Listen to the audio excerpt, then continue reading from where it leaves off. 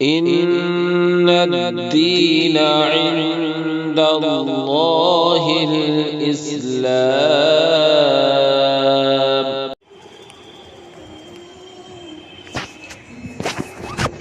الحمد لله رب العالمين، والصلاة والسلام على سيد الأنبياء والمرسلين وعلى آله وأصحابه أجمعين.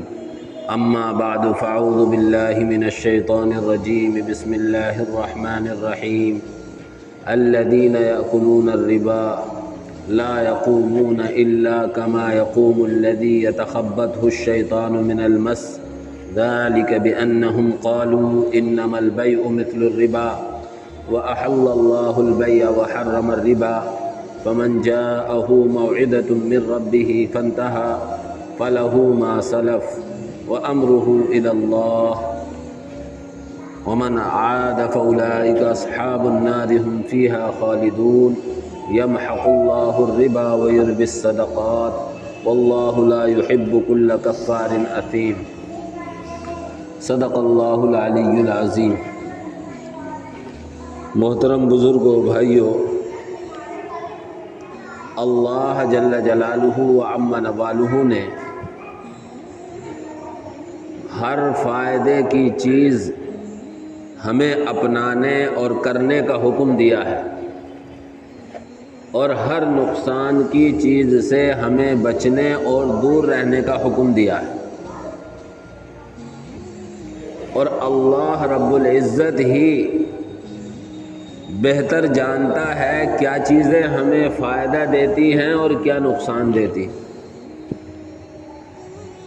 اللہ حکمت والا ہے، اللہ حکیم ہے، اور حکیم ہمیشہ فائدے کی چیزوں کا حکم دیتا ہے، نقصان کی چیزوں سے روکتا ہے، منع کرتا ہے.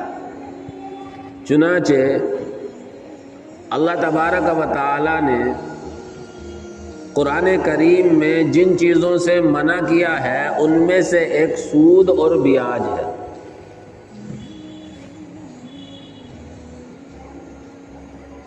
سود اور بیاج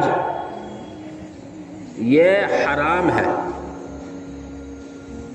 اور اس کو حرام قرار دینے کا مقصد ہے پوری انسانیت کو نقصان سے بچانا. سود اور بیاج بھی ان خرابیوں میں سے ہے جو ایک آدمی کو نہیں بلکہ پوری انسانیت کو نقصان دیتا ہے. اسی لیے اللہ رب العزت والجلال نے اس پر پابندی لگائی.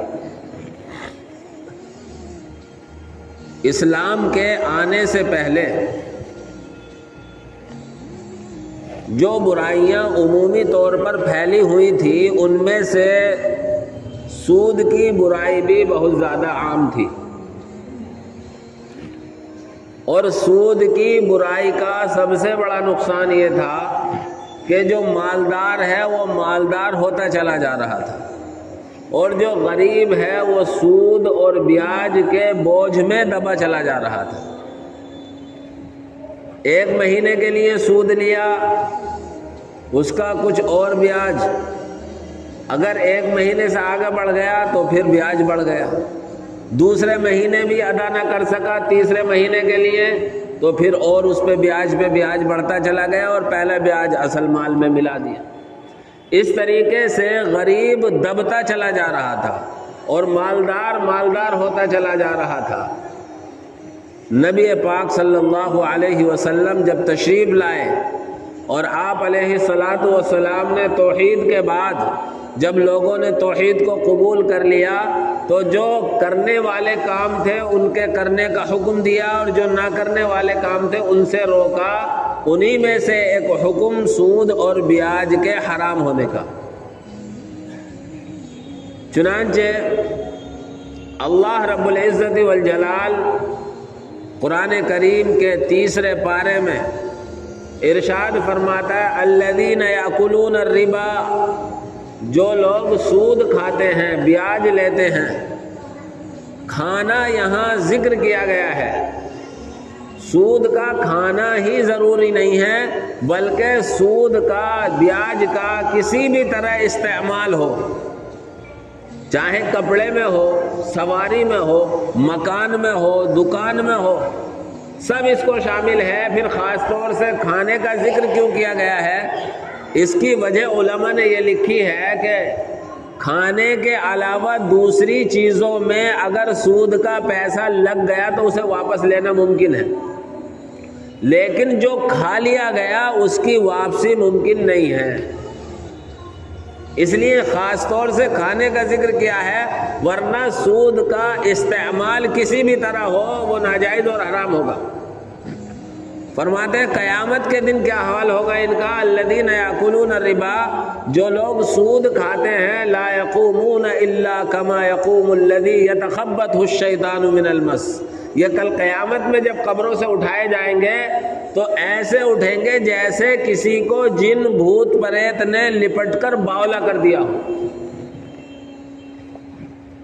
یعنی وہ ایک مجنوں اور بدحواس کی کیفیت میں ہوگا۔ اور یوں کہا گیا ہے کہ ایسے اٹھیں گے جیسے کسی جن بھوت پریت نے لپٹ کر کسی کو باولا کر دیا ہو، ان کے جیسے اٹھیں گے۔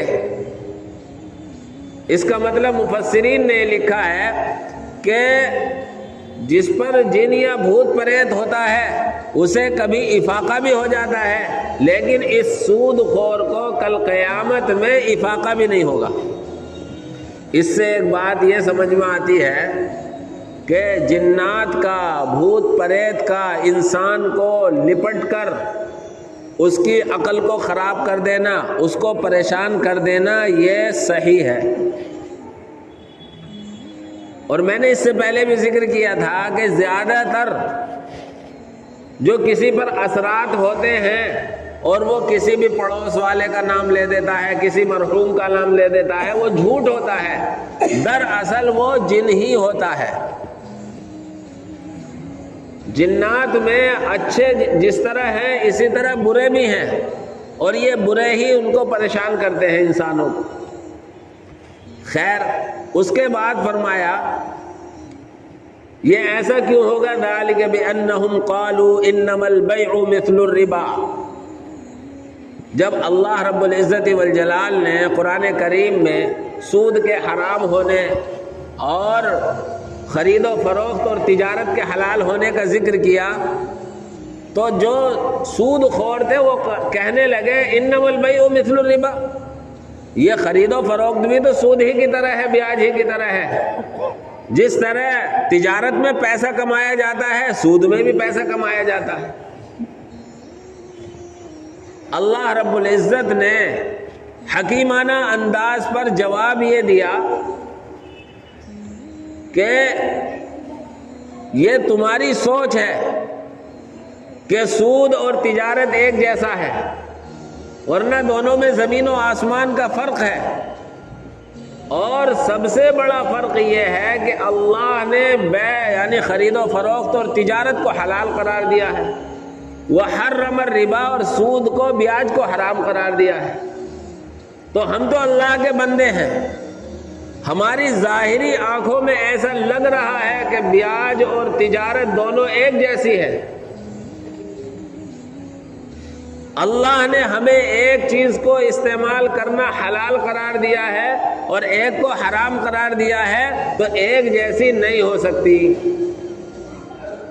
اور عقل کے اعتبار سے بھی ایک جیسی نہیں ہے، اس لیے کہ تجارت میں آدمی مال کے بدلے میں پیسہ لیتا ہے اور سود میں مال کے بدلے میں پیسہ نہیں لیتا ہے۔ 20,000 روپے کسی کو قرضہ دے دیے اور 10% لگایا تو 2,000 روپے مہینے کے وہ کائے کا بدل ہے۔ کوئی کہے گا پیسے کا بدل ہے، پیسے کا کوئی بدل نہیں ہوتا، پیسے کا بدل سامان ہوگا اور سامان کا بدل پیسہ ہوگا، اور یہاں پیسہ ہی پیسہ ہے، سامان نہیں ہے۔ اس لیے تجارت میں ایک طرف پیسہ ہوتا ہے، دوسری طرف مال ہوتا ہے، اور سود میں صرف پیسہ ہی پیسہ ہوتا ہے، مال نہیں ہوتا ہے۔ اور پھر فرمایا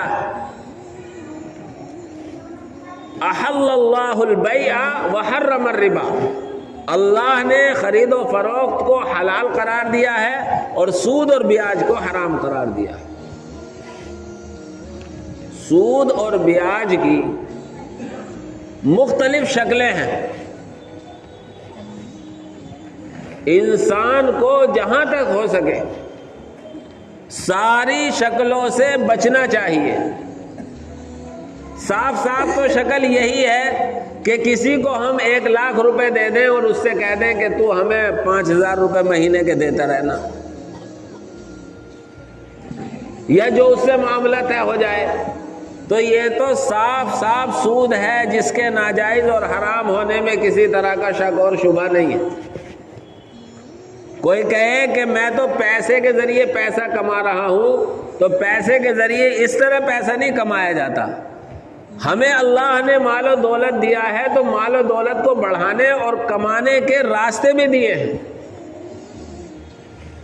چنانچہ اگر تجھے اللہ نے 1 لاکھ روپے دیے ہیں تو ان 1 لاکھ روپے کا کوئی سامان لے کر رکھ، اور جب اس کا بھاؤ آئے اس کو بیچ دے۔ یہ تجارت ہے، اللہ نے اس کو جائز قرار دیا ہے۔ حضور اکرم صلی اللہ علیہ وسلم کے زمانے میں یہ سود کا سسٹم بہت زیادہ پھیلا ہوا تھا۔ جب اس کی حرمت آئی تو نبی پاک صلی اللہ علیہ وسلم نے سب سے پہلے اپنے چچا حضرت عباس ابن عبد المطلب کا سود کا سارا پیسہ معاف کیا۔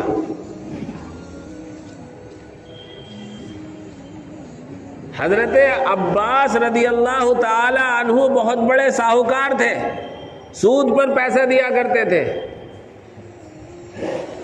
اللہ نے قرآن میں بھی فرمایا اور نبی پاک صلی اللہ علیہ وسلم نے بھی فرمایا کہ آج کے بعد جس پر جتنا سود ہے سارے کا سارا معاف، اصل پیسہ ادا کرنا ہوگا۔ چنانچہ سب نے اس بات پر عمل کیا، اور یہ حضرت عباس رضی اللہ تعالیٰ عنہ کا سود کا پیسہ صرف مسلمانوں پر نہیں تھا، اس وقت مسلمانوں کی اتنی تعداد نہیں تھی، غیر مسلموں پر بھی تھا، غیروں پر تھا۔ تو حضرت رسول اکرم صلی اللہ علیہ وسلم نے سود کی برائی سے پوری انسانیت کو نکالا ہے، اور دنیا کا کوئی دھرم اور کوئی مذہب ایسا نہیں ہے جو سود کی برائی بیان نہ کرتا ہو۔ اللہ رب العزت والجلال نے سود سے باز آنے والوں کے لیے کہا جو کچھ آج تک کما لیا وہ سب تمہارا ہے۔ اب آگے کے لیے جب حکم آ گیا دور ہو جاؤ، اور اس کے بعد اگر کوئی باز نہیں آتا ہے تو اللہ نے فرمایا فَإِن لَّمْ تَفْعَلُوا فَأْذَنُوا بِحَرْبٍ مِّنَ اللَّهِ، اگر تم سود سے باز نہیں آئے تو اب اللہ کی طرف سے اعلان جنگ، اللہ اور اس کے رسول کی طرف سے جب اعلان جنگ ہو جائے تو کوئی نہیں بچا سکتا اس کو۔ اور ایک نقصان سود کا سب سے بڑا قرآن میں فرمایا یمحق اللہ الربا ویربی الصدقات، اللہ تبارک و تعالی سود کو مٹاتا ہے اور صدقات کو بڑھاتا ہے۔ بظاہر سود پر پیسہ دیا جائے گا، پیسہ بڑھ کر آئے گا، اور صدقہ خیرات دیا جائے گا تو ہمارا پیسہ ہی جائے گا، اس کا کوئی بدل نہیں آئے گا۔ تو پھر کیسے صدقات بڑھتے ہیں اور کیسے سود کا پیسہ ختم ہوتا ہے؟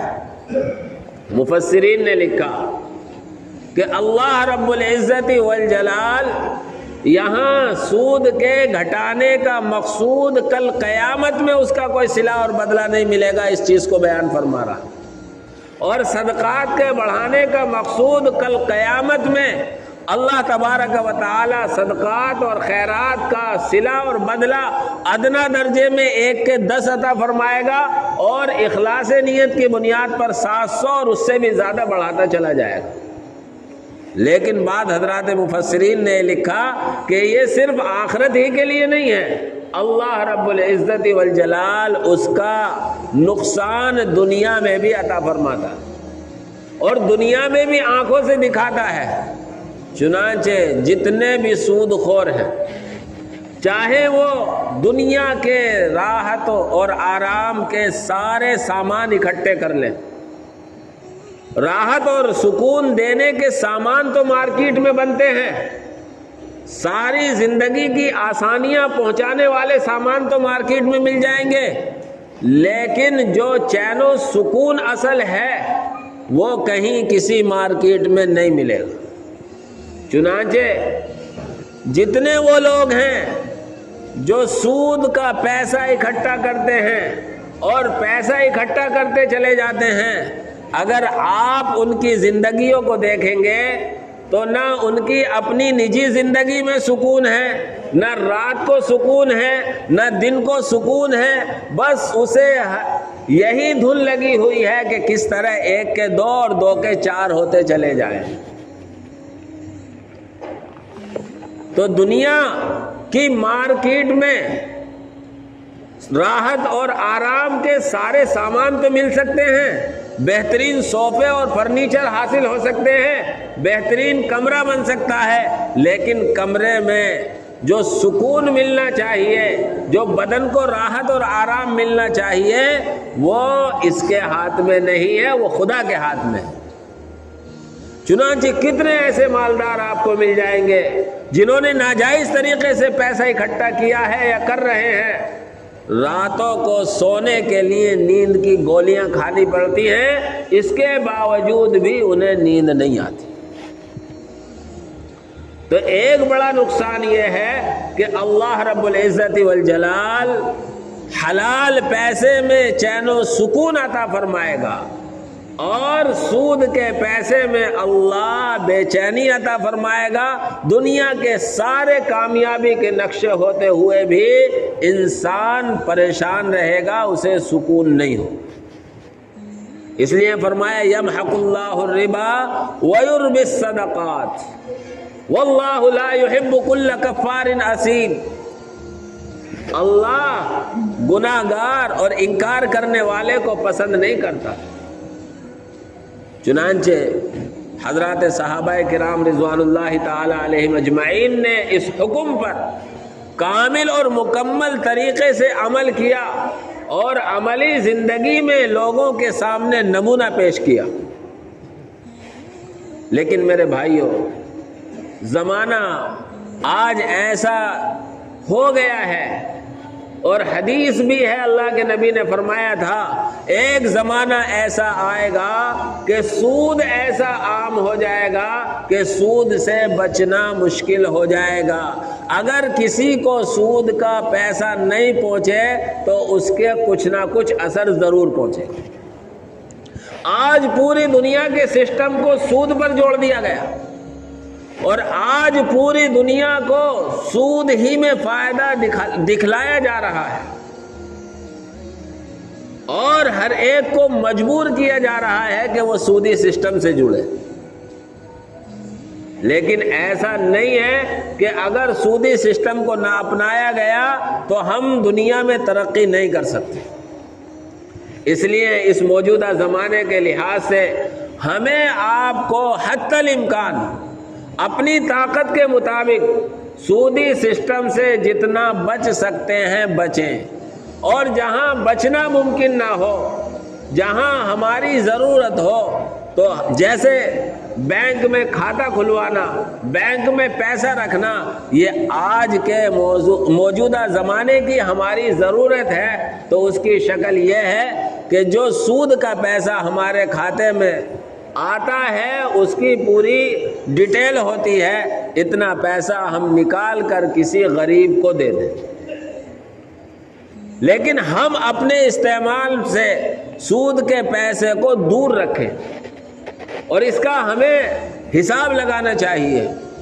ورنہ میرے بھائیوں اللہ کے نبی صلی اللہ علیہ وسلم نے سود لینے والے، سود دینے والے، سود کا معاملہ لکھنے والے، سود کے معاملے میں مدد کرنے والے، سود کے معاملے میں گواہ بننے والے، سب پر لعنت فرمائی، سب کو ایک خانے میں رکھا ہے۔ اس لیے جب تک جہاں تک ہو سکے ہم سودی لین دین سے، سودی کاروبار سے بچیں، پرہیز کریں، اور جہاں ہماری مجبوری بڑھ جائے تو شریعت نے بقدر ضرورت کا ہمیں آپ کو گنجائش دی ہے، اور بقدر ضرورت ہم ایسا کر سکتے ہیں، کہیں ایسا معاملہ پھنس جائے کہ اس کے بغیر ہمارا وہ معاملہ حل نہ ہو سکتا ہو، تو بقدر ضرورت اس کو استعمال کریں اور اللہ سے توبہ کریں اور جلدی سے جلدی اس وبال کو اپنے اوپر سے اتاریں۔ تو اللہ تبارک و تعالیٰ کی ذات سے امید ہے کہ اللہ تبارک و تعالیٰ ہمیں ہماری مجبوری کی بنیاد پر معاف فرمائے گا، اور کل قیامت میں ہمیں جو سود کا سزا اور وبال ہے اس سے محفوظ فرمائے گا۔ اس لیے آج کے سسٹم میں ہر ایک کو نئے نئے خواب دکھلائے جاتے ہیں، اور اس طریقے سے پیسہ کمایا جا سکتا ہے، اس طریقے سے پیسہ کمایا جا سکتا ہے، لیکن پیسہ کمانے کے لیے سب سے بہترین طریقہ تجارت ہے۔ اس لیے اپنے آپ کو تجارت سے جوڑیں اور تجارت پہ لگیں، لیکن سود کا ذرہ برابر بھی ہم اپنے پیسے میں نہ آنے دیں، اس کی کوشش کریں۔ اللہ ہم سب کی حفاظت فرمائے، اور اللہ ہمیں حلال طیب روزی عطا فرمائے۔ آمین وآخر دعوانا الحمد۔